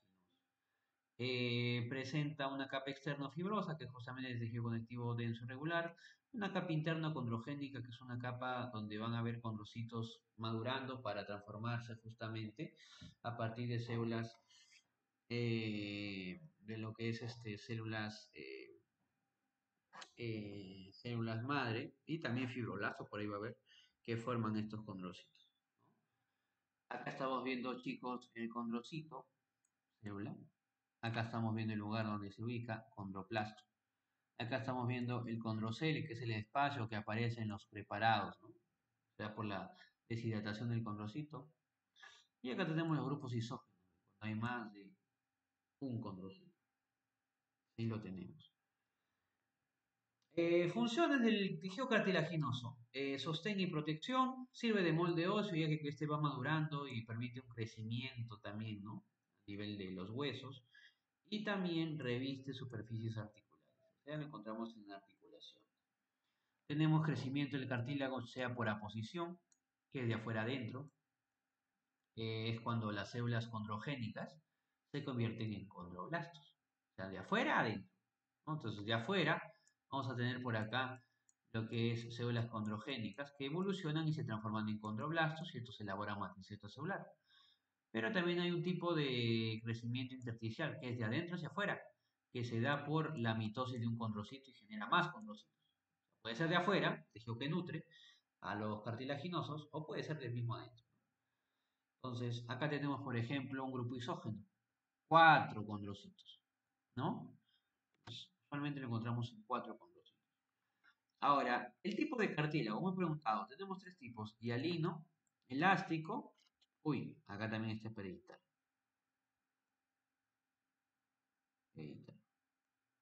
Cartílago hialino, elástico, y acá es el cartílago, en este caso, eh, el fibro cartilaginoso, ¿no? O fibroso. Entonces, ahí vamos a tener, chicos, a esas estructuras.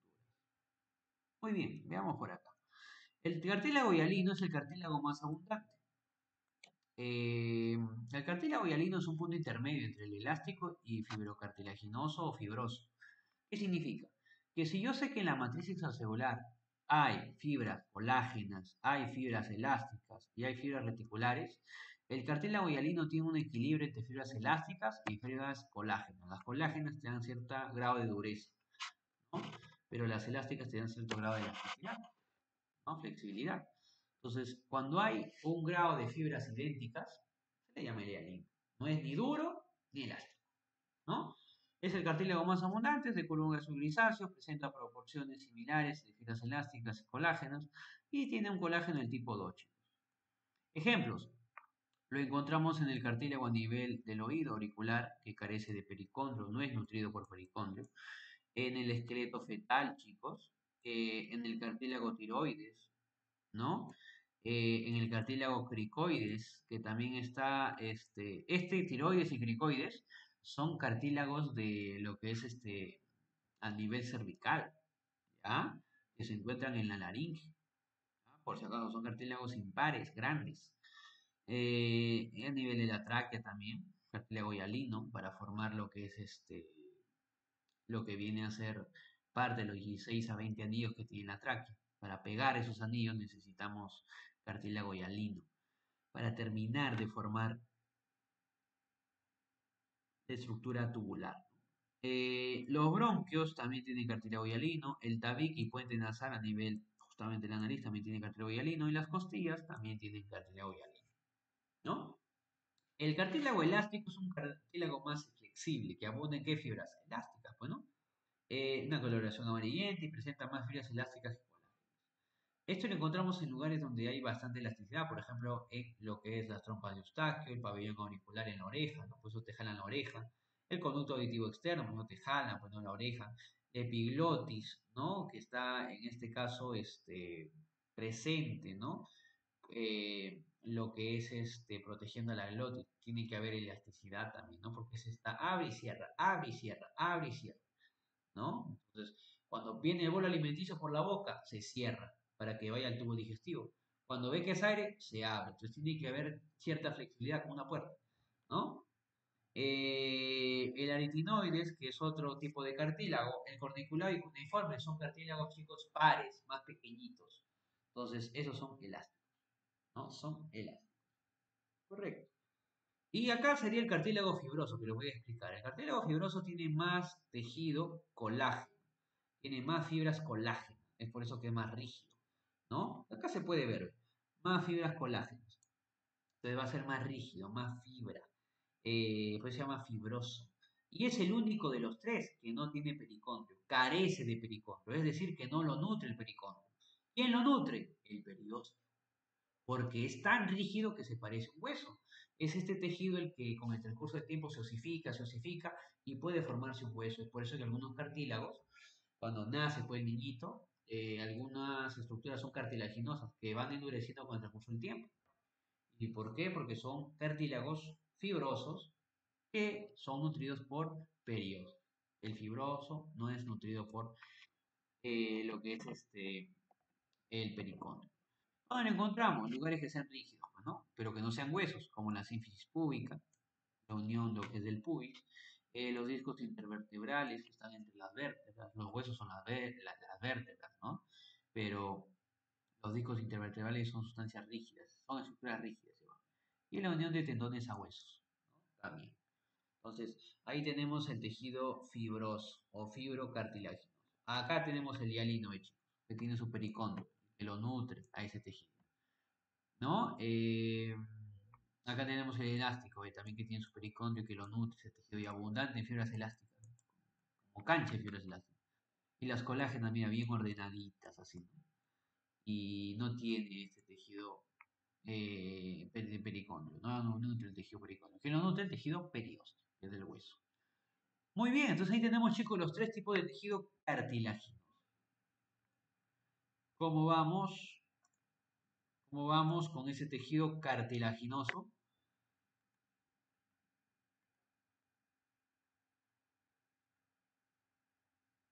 ¿Sí? Vamos bien con el tejido cartilaginoso.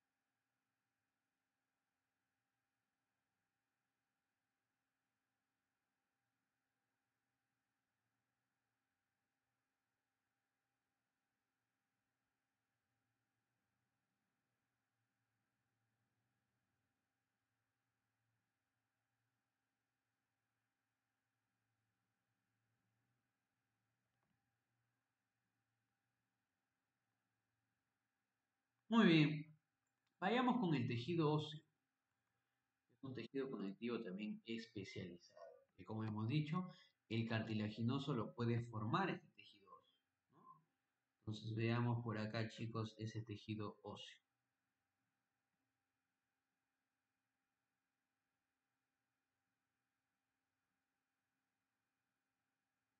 Muy bien, vayamos con el tejido óseo.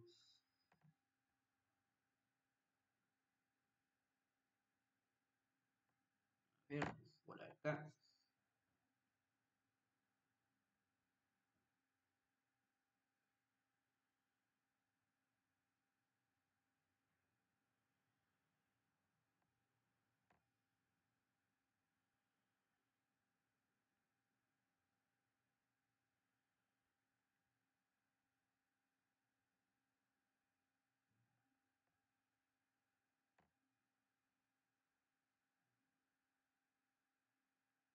Muy bien, veamos por acá.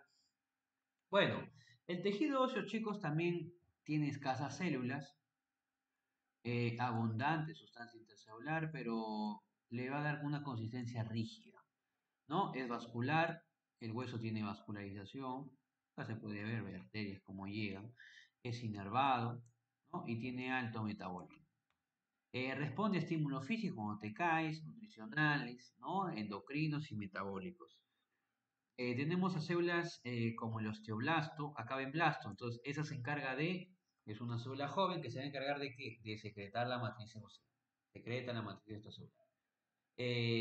Tenemos al osteocito que va a ser la célula madura que no secreta matriz, y el osteoclasto que se va a encargar, que ya lo hemos visto en macrófago, ¿no? Es el encargado de ser un macrófago y aparte también va a ser una célula multinucleada, tiene varios núcleos como se puede observar acá y presenta lo que es microvellosidades, ¿no? Para que se pueda, en este caso, utilizar. Muy bien, este osteoblasto sintetiza una hormona, perdón, una enzima, que es la enzima fosfatasa alcalina. Esta enzima fosfatasa alcalina, chicos, eh, va a ser sintetizada por los osteoblastos, la B de básico, la B de alcalino, ¿no? Y estimula justamente a las hormonas estrógenos y calcitonina, que justamente esta calcitonina lo que hace es bajar los niveles de calcio, ¿no? Baja los niveles de calcio. Entonces, vamos a ver ahí el osteoblasto. En el osteocito, célula madura, no secreta matriz, no realiza mitosis y se ubica en las laminillas concéntricas ubicadas en los osteoblastos. Cuando nosotros vamos a ver laminillas concéntricas, ¿quién se ubica ahí? Los osteocitos.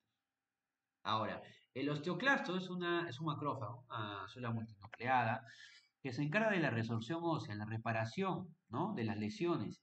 Secreta una enzima llamada fosfatasa ácida, diferencia con el osteoblasto, que es alcalina. Y se ubica, chicos, en las lagunas de Howe-Ship, ¿no? También pregunta de examen. Ahí encontramos al osteoclasto.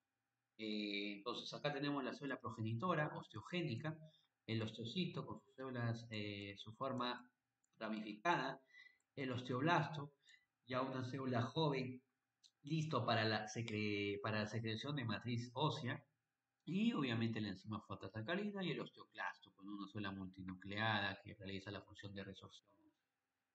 Tenemos acá componentes del tejido óseo, la matriz ósea, el periósteo, el endostio. En el caso, chicos, de la matriz ósea, es una porción inorgánica del 65%.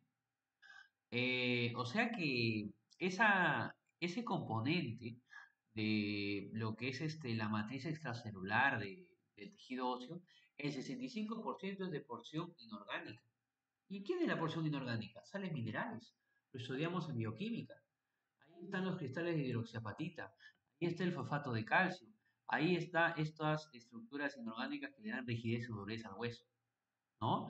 Y en la porción orgánica encontramos un 35% que lo forma el colágeno tipo 1, que hemos dicho que las fibras de colágeno son rígidas, le dan dureza, los glucosaminoglicanos y las glucoproteínas, que le van a dar resistencia, ¿no? Entonces, no olvidar que la porción inorgánica se le llama el 65%. Ahora, a la porción orgánica, que está formada por colágeno, glucosaminoglicanos, glucoproteínas, se le llama también osteína. Oseína, ¿ya? Oseína, por si acaso. Ahora, el periósteo es el encargado, chicos, de nutrir al hueso. Es un tejido conectivo denso y regular, modelado, ¿no? Permite un crecimiento en grosor del hueso, ya que va a ser una capa externa que nutre al hueso, pues, ¿no? Entonces va a permitir que este crezca en grosor. Acá incluso podemos ver, chicos, a lo que es el periósteo. ¿Dónde está? Por acá. Aquí se le ve el periósteo. Capa externa que se encarga de la nutrición del hueso, ¿no? Permite que crezca en grosor. El endostio, en cambio, es una capa que recubre la parte interna, ¿no? También va a recubrir a los canales, como el canal de Havers, acá se encuentra acá el canal de Havers, los canales de Boltzmann. ¿Cuál es la diferencia? Que el canal de Havers este, es vertical y el canal de Boltzmann es horizontal. O sea que el canal de Boltzmann une canales de Havers. O sea, yo tengo acá canal de Havers, por ejemplo, aquí un canal de Havers, acá otro canal de Havers. ¿Quién lo une? Canal de Boltzmann que es horizontal. ¿No? Esa es la diferencia. ¿Y quién lo recubre por dentro? El endostio. Funciones del tejido óseo. Sostén, protección, molde óseo, crecimiento de los huesos con el transcurso del tiempo y reviste articulación. Ahí tenemos la clasificación, chicos, también del tejido óseo. Se divide en compacto o denso y en esponjoso trabecular. El compacto o denso, chicos, se ubica justamente en la diáfisis del hueso largo. ¿Qué es la diáfisis? Cuando ustedes vean o estudien anatomía y inicien por aparato locomotor, van a estudiar que el hueso tiene estructuras. Los extremos, que son un hueso largo, tiene estructuras como la epífisis, que son los extremos, la diáfisis, que es el cuerpo, pero hay una estructura entre ellos dos, que es la metáfisis, que está formada justamente por tejido cartilaginoso y alino. Tejido cartilaginoso y alino lo encontramos también en la metáfisis, apunten, en la metáfisis, que es la transición de epífisis a diáfisis. Y es esa metáfisis la que crece con el transcurso del tiempo, ¿no? El hueso crece a través de la metáfisis. La metáfisis permite el crecimiento longitudinal del hueso. El periósteo permite el crecimiento en grosor del hueso. No olvidar eso. ¿Listo? Entonces, eh, ese tejido, ese hueso lo vamos a encontrar, el tejido compacto, en la diáfisis, en la parte central. Por eso cuando ustedes tal vez compran, pues, ¿no? Pollo y empiezan a comer, es más fácil masticar los extremos que la parte central o cuerpo, ¿no? Entonces, el tejido óseo compacto o denso lo encontramos en el haploide de huesos planos. Lo vamos a encontrar también en el que se componen de ostionas o sistema de Havers. La ostiona o sistema de Havers es el componente anatómico de lo que es en este caso del tejido óseo compacto, ¿no? Y recordemos que acá también se halla la médula ósea amarilla en el tejido óseo compacto. Acá la podemos encontrar.